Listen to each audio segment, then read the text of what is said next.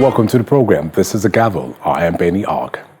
After undergoing 2 years of extensive renovation, the Green Chamber now showcases a completely transformed appearance. Let's check it out. After 2 years of renovation, the Green Chamber wears a new look. Lawmakers were all smiles as they returned for their first plenary session in over a month.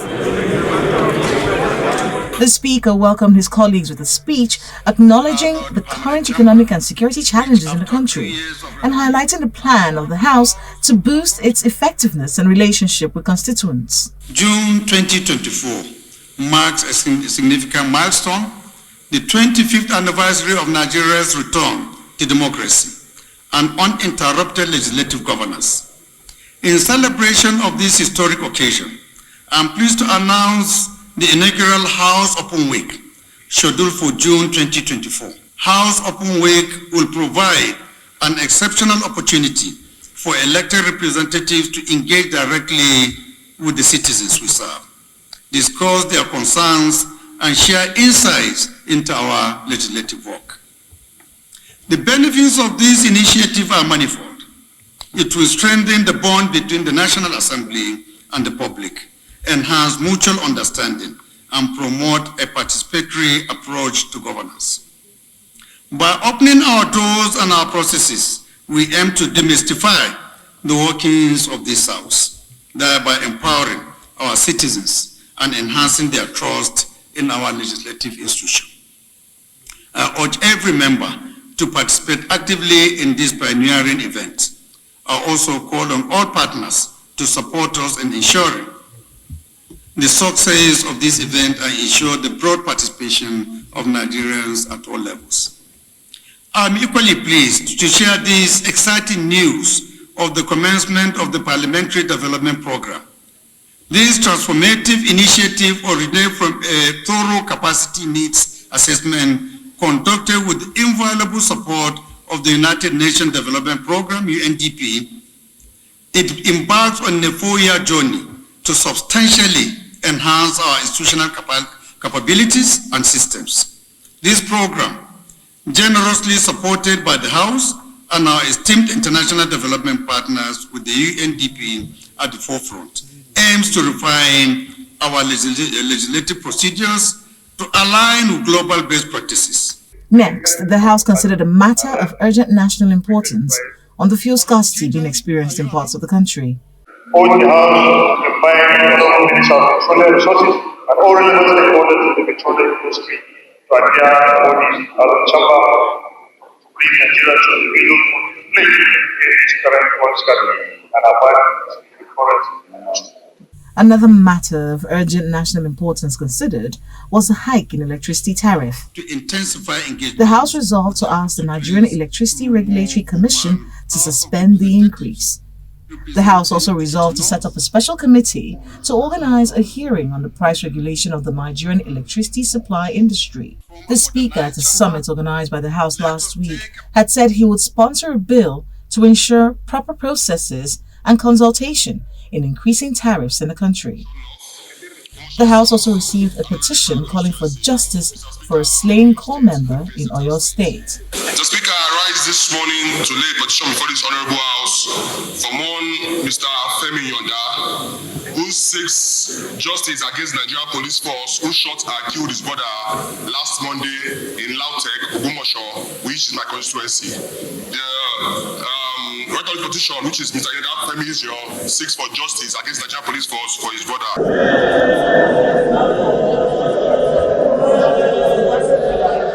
Meanwhile, in the Senate, the atmosphere was also pleasant as lawmakers resumed in the newly renovated hallowed chamber. The lawmakers had barely settled in when a slight commotion was observed, just as the President of the Senate read out some announcements. The victories. The bickering continued between Senator Sahabi Yao from Zamfara North, the leader of the Senate, Okoyemi Bamidele, and Senator Danjuma Guje, who had joined the fray. For about 20 minutes, they poured out their displeasure over the seats allocated to them as ranking senators. Eventually, the president of the Senate called the grieving parties to approach the chair. After dousing the tension, he read his welcome speech, urging his colleagues to implement a culture of care and courage while building consensus on ways to combat widespread poverty, among other issues. The National Assembly can only fly with two wings. Therefore, both the Senate and the House of Representatives must collaborate and cooperate and provide the wings for the entirety of the National Assembly to fly and lift Nigerians out of the current quagmire. We must at all times collaborate, working together with the other arms of government, talking about the executive and the judiciary, without compromising our constitutional duties in order for our democracy to thrive. As senators of the Federal Republic of Nigeria, I want to thank you for working across party lines once you step into the red chambers.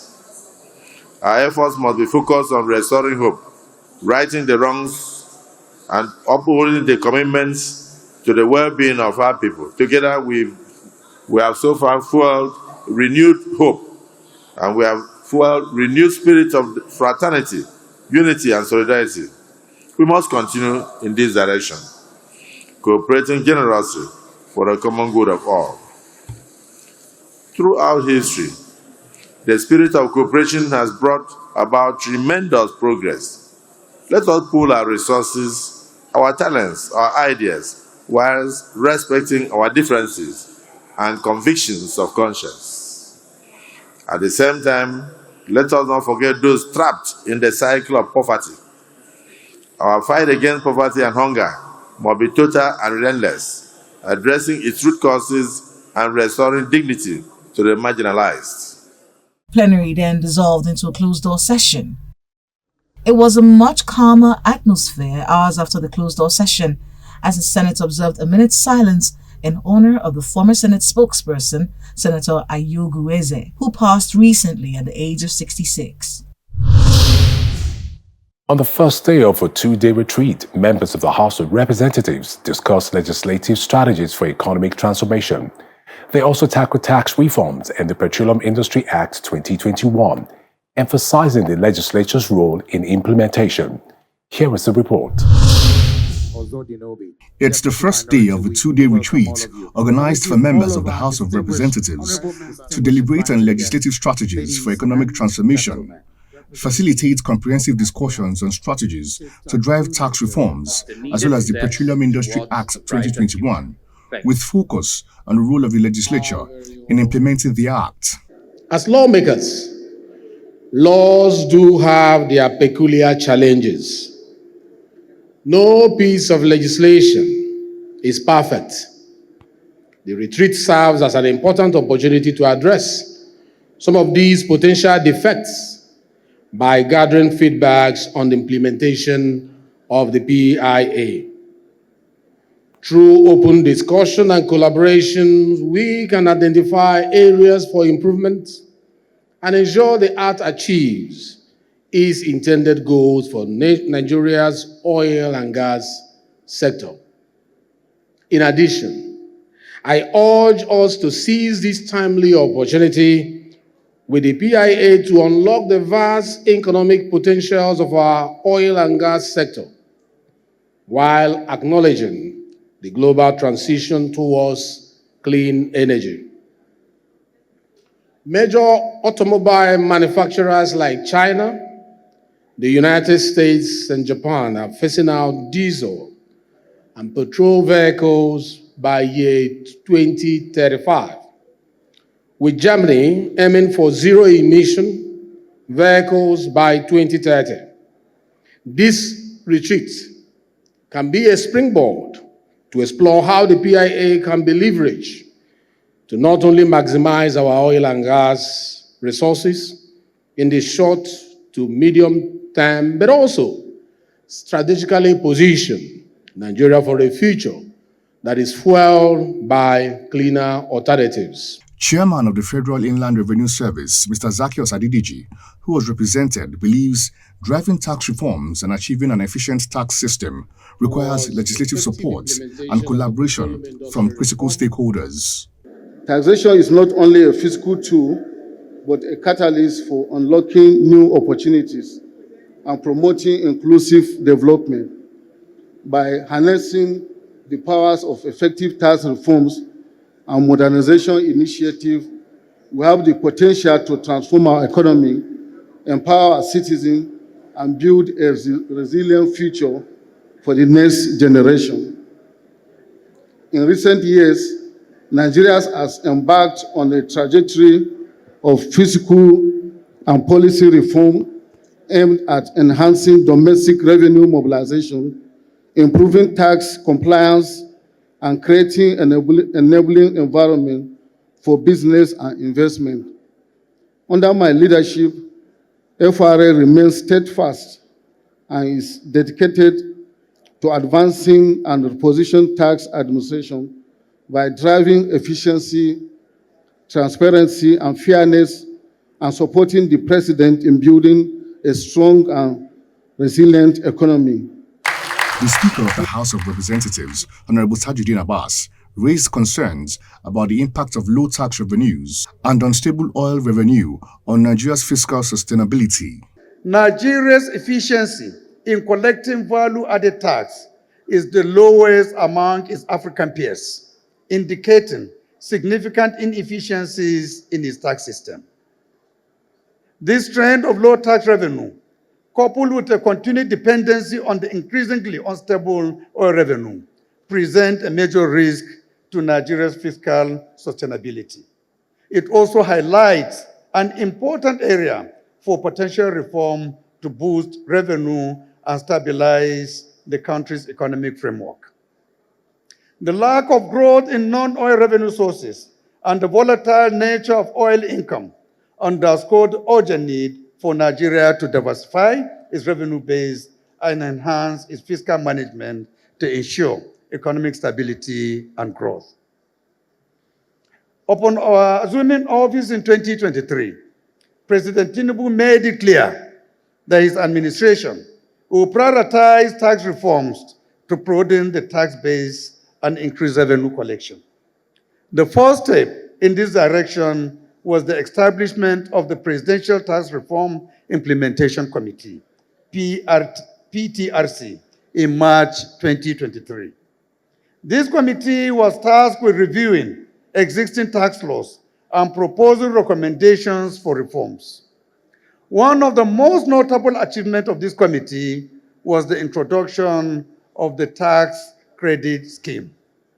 This scheme aims to incentivize tax compliance by offering tax credits to individuals and businesses that voluntarily register for taxes or file returns on time. President Bola Tinubu, who was represented by his chief of staff, told the participants to work at sustaining the synergy between the executive and the legislature in order to deliver democratic promises and surmount the challenges. The oil and gas industry has long been the lifeblood of our national economy.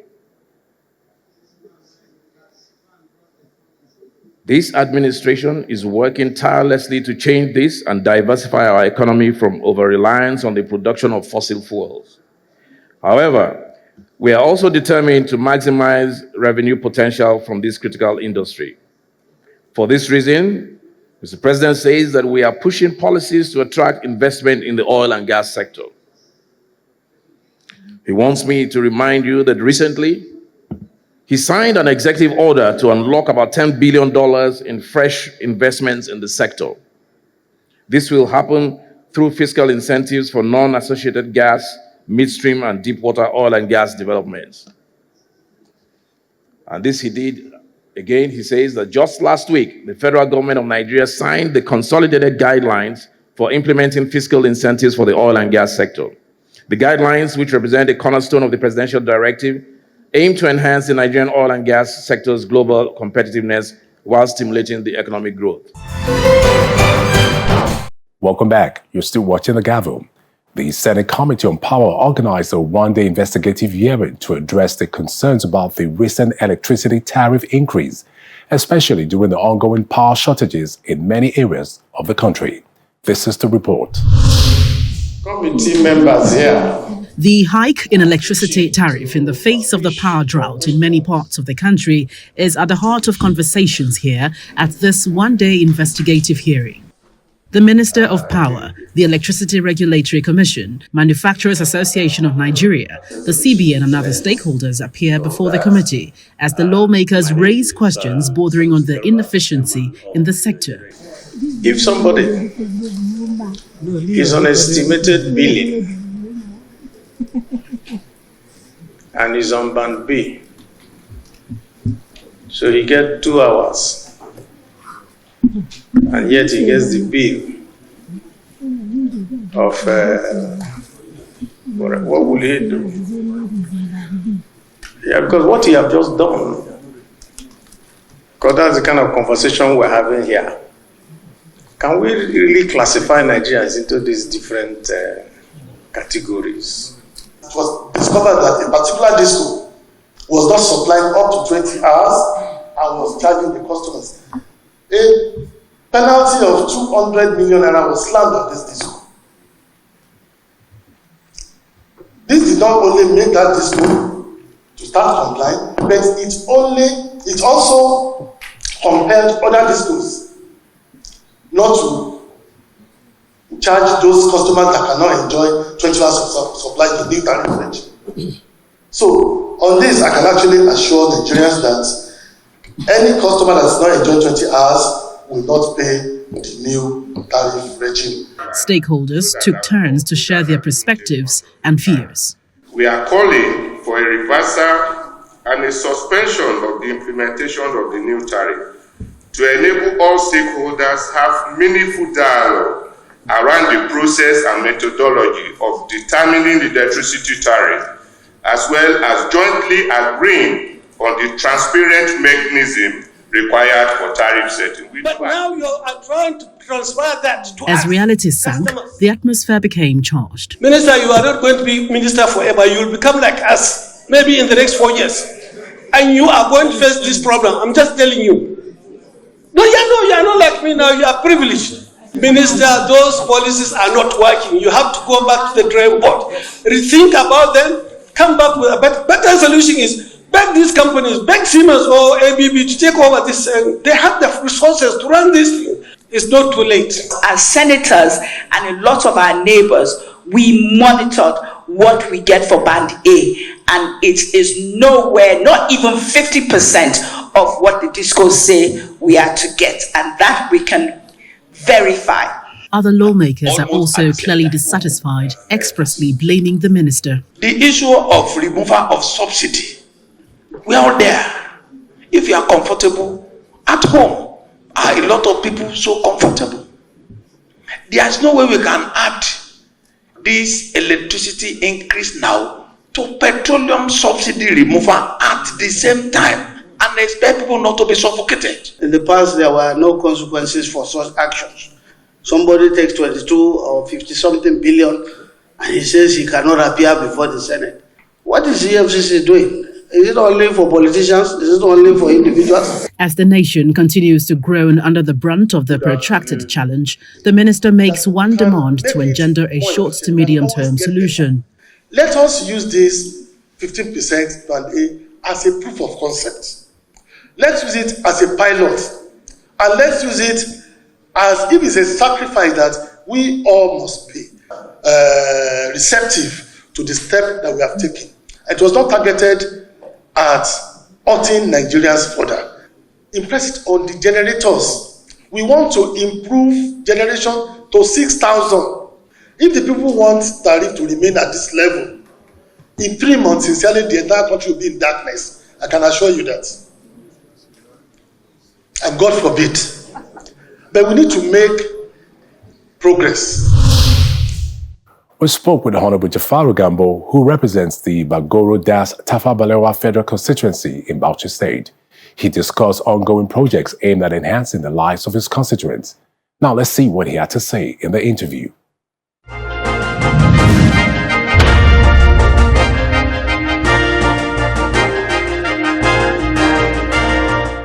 My constituency is largely a rural area, and I know there are a lot of issues of infrastructures.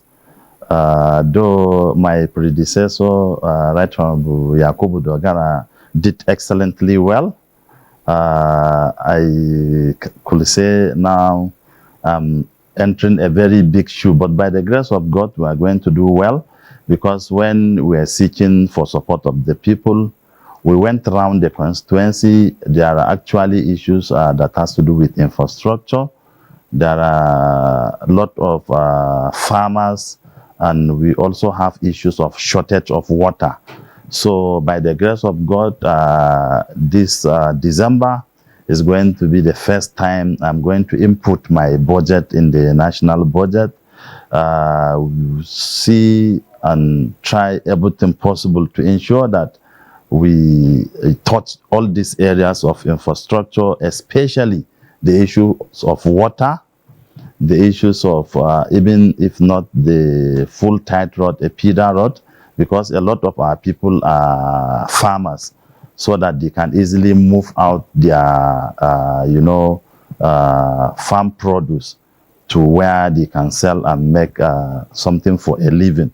So by the grace of God, issues of area of water, healthcare and agriculture, I will do everything possible, even though I know what I have in the budget is very meager compared to my predecessor, who was the Speaker of this House.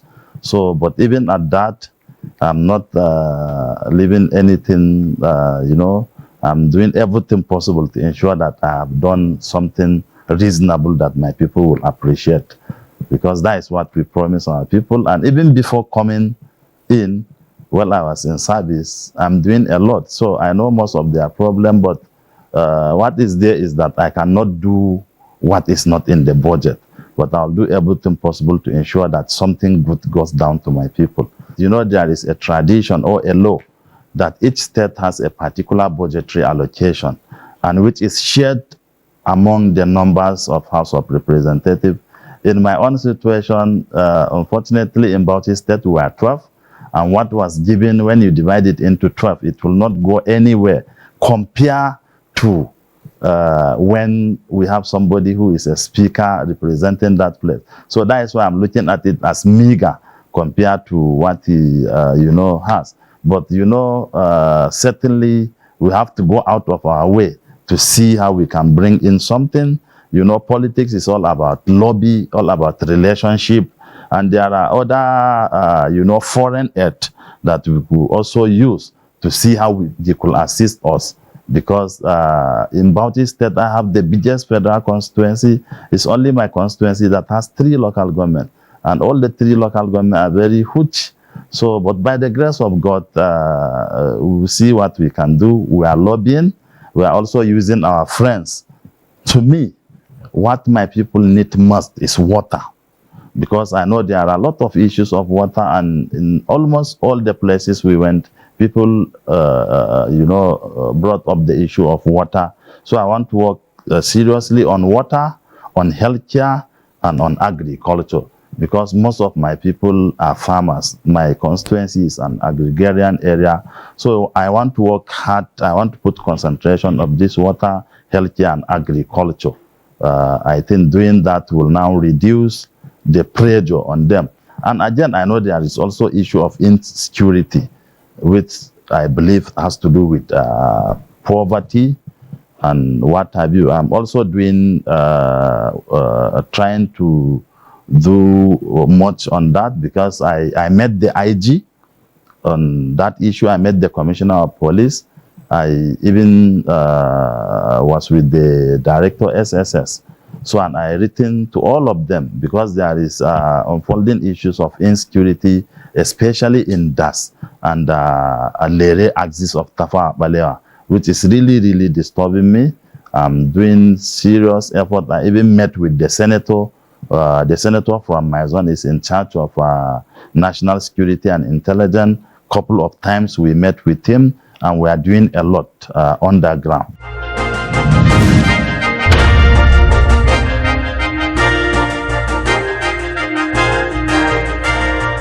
That wraps up our program for this week. We value your feedback. So feel free to email us at thegavel@channelstv.com. Thank you for tuning in today. This is Benny Ark signing off. Stay safe and be well.